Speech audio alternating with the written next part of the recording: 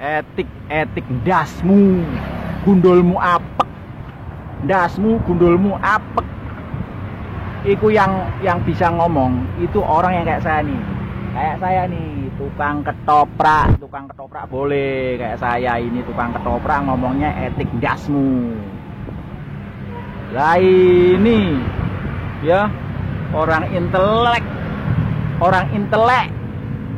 ngomongnya nggak diatur, nggak punya adab, nggak punya tata krama, andap asor unggah ungguh. Aku nih wong Jawa, ngelek-elek wong Jawa. Parah. Oke guys, lagi beredar sebuah video dan diduga video ini bocor guys ya. Jadi ada yang rekam pembicaraan Pak Prabowo dan Pak Prabowo menyinggung ataupun menyindir salah satu pasangan calon nomor urut 1 yakni Pak Anies ya, yang mungkin masih terbawa suasana emosi dari debat capres perdana kemarin guys ya. Dan Pak Prabowo menyebut kata etik dasmu yang kemudian kata-kata ini menjadi viral guys ya. Oke, mari kita simak dulu berikut ini.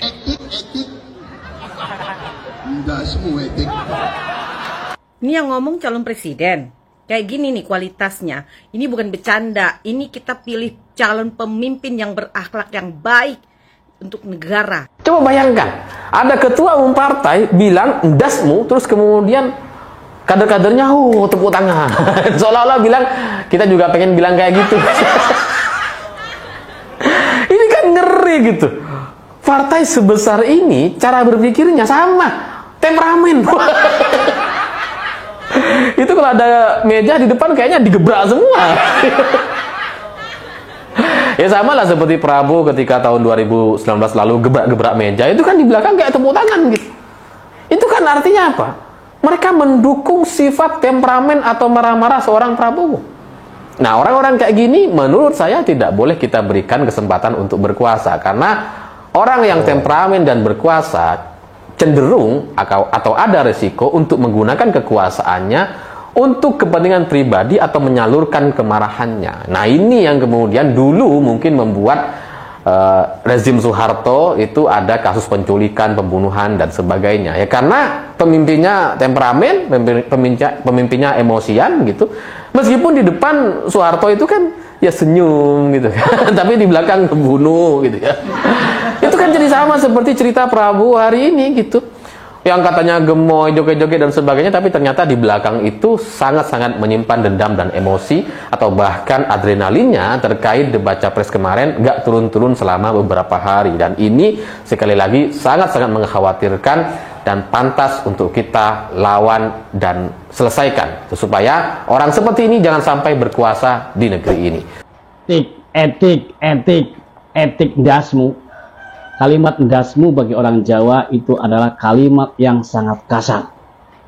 Hanya orang tua yang tidak berpendidikan, atau mungkin hanya orang-orang yang tidak berpendidikan yang mengatakan kalimat dasmu.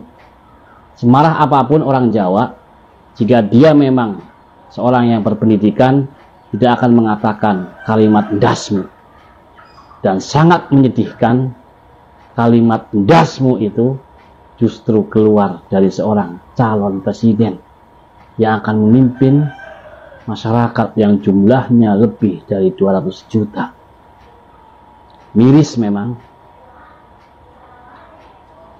Semua tentu sudah menyaksikan debat capres di mana Prabowo menjulurkan lidahnya dan mencibirkan bibirnya kepada Anies Baswedan.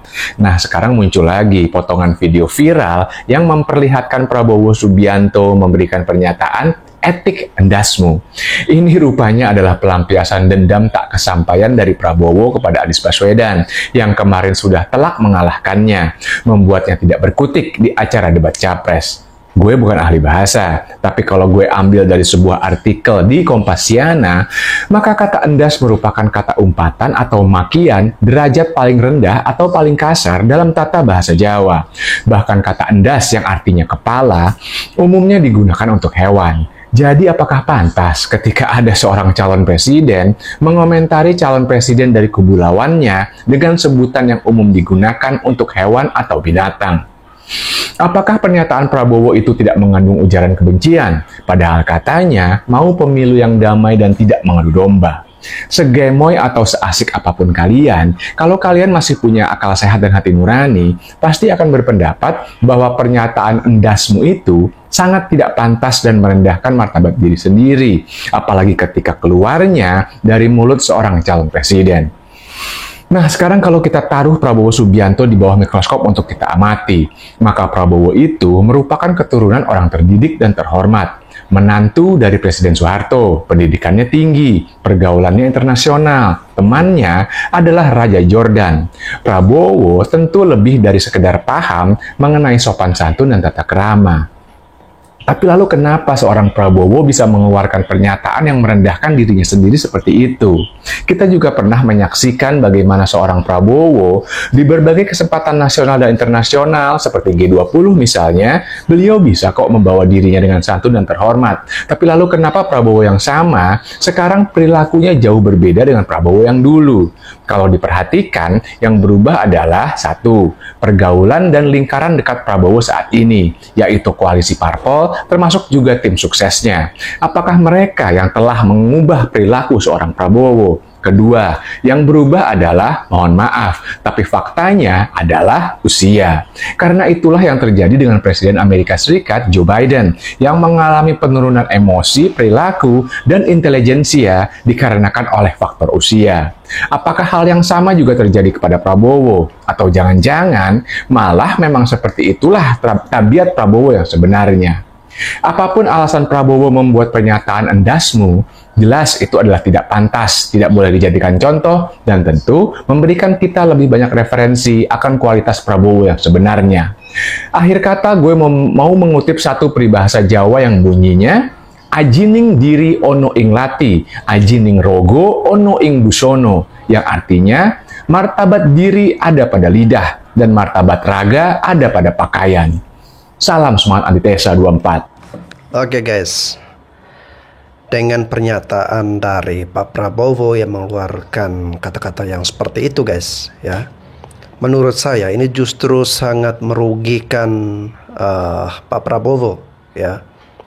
Apalagi saat ini Pak Prabowo dalam berbagai survei elektabilitas capres, ya, dia paling tertinggi ya dari beberapa survei, ya. Namun ketika blunder satu persatu itu mulai viral dan orang sudah mulai banyak berbicara, ya, lama-lama ya elektabilitas Pak Prabowo ini bisa menurun, ya, dan itu jelas sangat merugikan Pak Prabowo dan bisa jadi ya potensi kekalahan untuk Pak Prabowo bisa saja terjadi. Lagi rame soal dasmu etik. Satu ujaran yang dikatakan oleh Prabowo yang dianggap menghina kajian-kajian etik atau temuan etik di MK. Dasmu etik itu bisa bermakna ya masa bodoh dengan etik, kira-kira. Apa-apaan etik itu, kira-kira begitu. Jadi dasmu itu dalam bahasa Jawa memang sebuah makian, kata-kata kasar ya. Tetapi apakah dalam konteks ini Prabowo dalam artian ingin memaki? Kita tidak tahu. Kita harus melihat dalam konteks apa dia bicara itu. Karena apapun alasannya, bahasa itu tetaplah ditentukan oleh konteks di mana suatu bahasa itu digunakan. Ini ada yang ribut soal apa yang disampaikan Pak Prabowo di Rakornas internal Gerindra. Pak Prabowo mencuplik sedikit cerita soal waktu debat capres ketika ada capres yang ngomong soal etika, terus beliau berkelakar etika, dasmu etika. Dan guyonan ini kemudian digoreng sama sisa-sisa buzzer yang kehabisan bahan. Disebut sebagai tidak etis, tidak beretika, kasar. Atau ada yang bilang, udah hancur lebur gemoynya, keluar aslinya. Alah, lebay. Kalau bukan orang Jawa yang ngerti bahasa Jawa, apalagi kalau tahu bahasa Jawa cuma dari gaul doang, jangan komentar, jangan menilai, ya. Tapi kalau ada yang lulusan sastra Jawa dan mengerti betul tentang idiom Jawa, bolehlah ikut komentar. Tapi saya yakin buzzer-buzzer ini pasti nggak ngerti yang namanya bahasa Jawa itu seperti apa. Begini ya, saya pengen bantu meluruskan. Meskipun juru bicara dari Partai Gerindra sudah menjelaskan bahwa apa yang disampaikan Pak Prabowo ini cuma guyonan, cuma bercandaan, tapi tetap aja ya namanya buzzer itu kan kalau nggak ngotot nggak seru. Begini, di Jawa itu ya bahasanya memiliki strata. Kita mengambil satu kata saja yang kebetulan dipakai sama Pak Prabowo ya, ndasmu ya, atau kepalamu. Ndas itu kepala. Nah, ndas itu dalam bahasa Jawa itu adalah untuk strata paling bawah. Jadi ndas itu adalah kata yang dipakai untuk binatang, misalnya ndas wedus itu artinya kepala kambing, ndas pitik itu kepala ayam. Nah, yang kedua untuk yang selevel atau setara itu adalah sirah. Kemudian di atasnya untuk yang dihormati orang tua itu memakai kata mustoko. Jadi kalau kepalanya itu berarti mustakanipun. Kalau sirah ya sirai, ndas ndase. Kenapa Pak Prabowo menggunakan ndasmu, istilah ndas? Karena di dalam percakapan bahasa Jawa sehari-hari, temen sama temen kalau sudah akrab banget itu malah sekasar itu. Jadi kayak ceng-cengan gitu kalau ngomong ke temen, oh ndasmu, raimu, dapurmu, gitu ya, matamu. Jadi itu sudah lumrah dan itu mengekspresikan keakraban. Jadi nggak salah kalau juru bicara bilang ini adalah guyonan, karena memang ini adalah ekspresi dari keakraban. Malah nggak lucu kalau Pak Prabowo menggunakan etika sirahmu, itu malah aneh. Itu tidak bercanda, malah itu bisa serius gitu. Tapi kalau Pak Prabowo menggunakan kata etika ndasmu etika, itu justru bagaimana dia melemparkan ekspresi keakrabannya ya untuk mencuplik apa yang terjadi pada saat debat capres. Jadi kalau pada tidak bisa diterangkan bahwa itu adalah bercanda, pada nggak percaya bahwa itu adalah guyonan, sampai dinarasikan bahwa ini aslinya keluar tuh, kemarin sosok gemoy sekarang jadi keluar aslinya kasar, terlalu sok tahu ya. Apalagi kalau yang ngomong bukan orang Jawa. Please deh, ayo kita ketemu, kita ngobrol soal bahasa Jawa, idiom-idiom dan lain-lain gitu. Jadi sudah ya, Pak Prabowo sudah seperti itu sekarang, sudah segembira itu, sudah seriang itu, sudah sehambel itu, dan sudah semenyenangkan itu. Masa orang berubah baik kok nggak diterima dengan senang? Pengennya orang tuh galak terus gitu, antagonis terus. Ya nggak begitu dong. Ada orang menjadi lebih baik itu harusnya disyukuri. Ya, Pak Prabowo sudah seriang itu sekarang. Semangatnya beliau itu semangat yang riang gembira. Kok malah pengennya kayak Pak Prabowo zaman dulu. Ini kayak orang-orang yang serius ngomongin soal HAM itu nggak bisa move on. Tak kasih tambahan dikit ya. Sejarah itu ada dua hal. Jadi sejarah itu digolongkan menjadi dua kelompok. Sejarah yang update atau relevan untuk masa kini, dan sejarah yang memang sudah tidak update atau tidak relevan. Jangan asal nyomot referensi dari sejarah. Kalau sejarah itu memang tidak relevan dengan zaman sekarang, ya nggak bisa dipakai rujukan lah. Ini kok asal semua berangkat dari sejarah dipakai untuk referensi gitu. Orang sudah berubah, diambil gitu track record yang lama yang dia sudah tinggalkan, itu kan lucu. Yang paling gampang nggak? Kalau ada perempuan sudah pakai hijab, ya dulunya dia pakai bikini, terus sekarang udah pakai hijab. Terus sampai ngangkat foto bikininya sekarang kan udah nggak relevan. Oh udah pakai hijab kok, itu kan masa lalu. Nah itu artinya memang orang-orang yang mengungkit masa lalu juga nggak bisa move on. Ya, semoga bermanfaat. Oke guys, ya saya ingin komentari apa yang disampaikan oleh Bapak ini ya. Jangan mempertahankan sesuatu yang keliru, sesuatu yang salah ya, atau tepatnya jangan membela sesuatu yang salah padahal kita tahu bahwa itu salah ya. Yang perlu kita koreksi ya. Membela boleh, tetapi jika ada kesalahan harus diakui dan juga harus dengan bijak menyampaikan ya. Jangan membenarkan apa yang sebenarnya itu salah guys. Pertanyaan saya, apakah kata-kata yang dilontarkan oleh Pak Prabowo itu untuk menunjukkan keakraban dengan Pak Anies? Orang bisa membaca bahwa ini tidak menunjukkan keakraban dengan Pak Anies. Dan seorang pemimpin ya tidak pantas, tidak layak melontarkan ya kata-kata yang kasar ya. Kata-kata yang seperti itu bolehlah dipakai untuk orang-orang level paling bawah ya, seperti saya atau abang-abang di pasar sana. Kalau untuk kalangan elit apalagi figur pemimpin ya, menurut saya hindari kata-kata yang tidak bagus atau tidak etis untuk didengarkan. Dasmu, Asbun.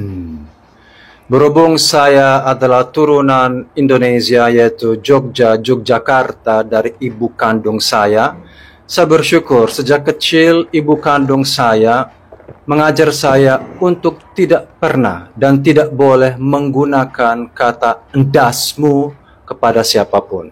Kepada teman, apalagi kepada orang tua, kepada orang yang saya kenal maupun yang tidak dikenal, meskipun orang itu melakukan kesalahan. Karena kata dasmu itu adalah kata-kata yang sangat kasar, yaitu adalah bahasa Jawa yang paling terendah, yang bagi orang-orang yang maaf kata tidak memiliki pendidikan, yang tidak punya etika. Dan ini dasmu itu artinya itu kepala. Jadi ada unsur bully, mengolok-ngolok, menghina, bahwa lawan bicara kita itu tidak memiliki otak atau kepala. Jadi adalah penghinaan tingkat dewa dan bukan cuman bercanda. Kalau mungkin kita di Gen Z atau millennials kita ada kata-kata anjir jar jir, itu lebih lucu. Karena sekarang banyak ABG yang ngomong jir jar jir gitu kan. Itu mungkin dari asalnya guguk, jir jar jir, tapi itu adalah gimana ya? Itu cuman sekedar ucapan bahwa kayak kampret gitu, kayak jir jar jir. Jadi itu seperti apa sih? Kayak keakraban, akrab gitu. Tapi kalau dasmu itu adalah beda gitu. Itu bukan keakraban, tapi itu adalah bahwa lo sebenarnya sedang menghina orang itu nggak punya kepala, nggak punya otak. Jadi itu sangat fatal, apalagi kalau kita mengutarakan kata-kata ini di tempat umum yang resmi dan lawan bicara itu tidak ada. Itulah masalahnya. Saya tuh kadang-kala meskipun saya turunan Indonesia, Yogyakarta, saya itu nggak suka kadang-kala dengan orang Indonesia karena mereka itu nggak terus terang di depan muka saya. Kalau kamu nggak suka, ngomong saja langsung. Jangan kamu pencitraan, ya berusaha untuk jadi baik dan tidak mau melawan saya atau beretika baik, tapi di belakang kamu mengolok-olok saya, menghina saya, mengatakan bahwa saya tuh nggak punya kepala, nggak punya otak. Nah itu seharusnya kita tidak boleh seperti itu, Gen Z ya. Kita tidak boleh meniru siapapun orang tua yang mengajarkan kepada kita ya perilaku-perilaku yang tidak baik, kata-kata yang sangat kasar dan rendah. Itu saja menurut saya. Dan ya gimana ya sih ya, orang bertanya kok jawabannya dasmu, tapi nge-lag gitu. Sesudah berapa hari baru menjawab, harusnya langsung aja. Bagaimana Pak tentang etika? Dasmu, ya langsung aja. Kenapa harus nge-lag? Kayak di TikTok ini kan, signalnya nggak ada, nge-lag 2-3 hari baru jawabnya tuh di sana. Saya rasa itu tidak etis dan tidak baik. Dan ini bukan bercanda, karena nggak ada dasarnya. Kecuali ya orang itu melakukan dosa kesalahan berkali-kali, kebodohan. Misalnya saya punya staf atau pembantu yang maling, mencuri, ya bodoh banget gitu kan, selalu melakukan pelanggaran, dan saya mungkin kalau kepepet karena udah kesel banget, karena ngeyelnya nggak karuan, ngelesnya nggak karuan, aku bisa meledak. Dasmu. Itu pun kalau udah diubun-ubun. Diubun-ubun. Tapi dengan kondisi benar-benar bahwa orang ini benar-benar jahat. Orang ini melakukan kesalahan yang fatal. Berkali-kali baru saya boleh mengatakan, kamu tuh nggak ada kepala, otaknya kosong. Dasmu. Nah, itu seminar tentang bahasa Jawa, Bosongoko, yaitu bahasa yang agak kasar, dan saya anjurkan tidak siapapun di negeri ini menggunakan kata itu. Monggo. Nah guys, bule ini saja bisa mengerti dan memahami arti dari kata ndasmu dan bagaimana menggunakan kata ndasmu ini dan apa yang tidak diperbolehkan menggunakan kalimat yang seperti itu, ya. Bule saja bisa mengetahui persis bahwa kata-kata ini tidak pantas, tidak baik. Lalu kita sebagai orang Indonesia yang asli seharusnya bisa mengerti dan lebih memahami kata-kata mana yang beradab, mana yang seharusnya tidak perlu untuk diucapkan di forum-forum umum atau itu kan di antara keluarga, ya kan. Tapi biasa orang Indonesia kan cari-cari mau dibesar-besarkan itu di antara keluarga kita bicara, dan itu kan bicara orang Banyumas biasa lah bicara. Gak usah dibesar-besar. Pak Prabowo. Siapa yang suruh nanya? Kompas nih, maksudnya apa? Hah? Maksudnya apa? Gimana? Ya kami biasa kalau terbuka bercanda tuh biasa, gitu loh. Oh nggak ada, kita itu biasa bercanda-canda terbuka, tuh nggak ada jaim-jaim kalau di internal itu loh. Kompas ya. Kompas ya. Hah? Di mana dia ngaku? Nggak ada dia ngaku nyindir Pak Anies. Nggak ada, dia cuma ngomong ya kita nyindir sedikit-sedikit, tapi kan nggak ngomong Pak Anies kan? Ada nggak? Nggak ada. Jangan ini juga, jangan mengarah-arahkan juga. Dari mana sih? Pak Anies ini viral kembali video dari Pak Prabowo yang mengungkit soal penyebutan. Ada pertanyaan dari Pak Anies soal etik yang Pak Prabowo menyebut ndasmu etik. Itu tanggapannya dari Pak Anies gimana? Memang etik itu mulainya dari kepala. Kalau kepala tidak mengikuti etika, apalagi yang di bawahnya. Oh, jadi memang benar mulainya dari kepala, dan dengan begitu yang di bawah akan ikut. Itu aja, cukup ya, makasih. Jawaban yang berkelas dari Pak Anies guys, ya. Etik itu dimulai dari kepala, ya. Kalau dari kepala sudah seperti itu, bagaimana dengan di bawahnya? Gue sebagai rakyat biasa menyesalkan dengan kelakuan Pak Prabowo, etika Pak Prabowo yang seperti itu, yaitu etik ndasmu. Kalau kata para alim ulama habaib kiai, al-akhlaku fawqul ilmi, atau akhlak itu di atas ilmu.